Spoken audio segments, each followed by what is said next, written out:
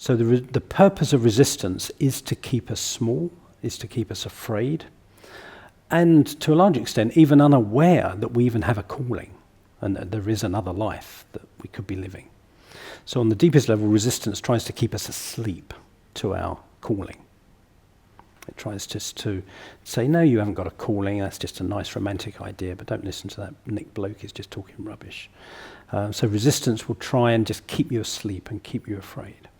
But when you do make a bid to start living your truer, bigger life, then resistance starts bringing out its big guns. But the first thing to recognize is that resistance is a secondary force, it's not a primary force. We only experience resistance because we got inspired in the first place. If we hadn't got inspired in the first place, we wouldn't be feeling the resistance. So for me, the kind of reframe there is, okay, so I'm feeling resistance, I must have got inspired about something. I must be dreaming boldly. You know, I like the expression too, I must be close to my own gold. If I wasn't getting close to my own soul or my own gold, then resistance wouldn't need to rear its head. So the paradox, you know, for me the paradox is or the way of reframing it is to start thinking about resistance as actually a positive thing. It actually shows you you're daring boldly, you're dreaming bigger, you're dreaming truer. So to me that's why resistance is actually a pointer.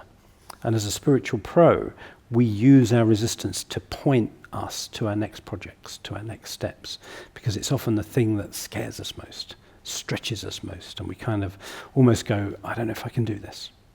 But as spiritual pros, that's what we often most love to do, is to grow into the thing that feels much more us, but it stretches us. It causes us to express more of ourselves, face more of our fears, get past more of our fears, believe in ourselves more.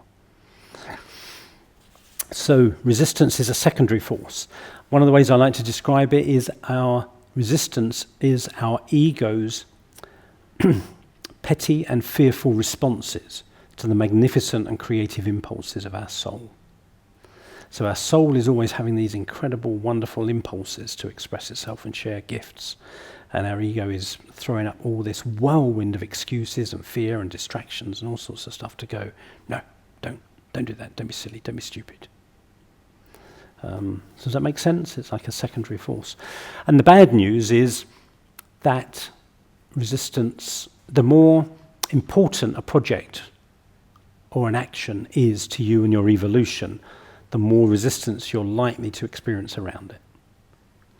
So I've been incubating this spiritual pro idea for about 3 years. My resistance to it has been massive.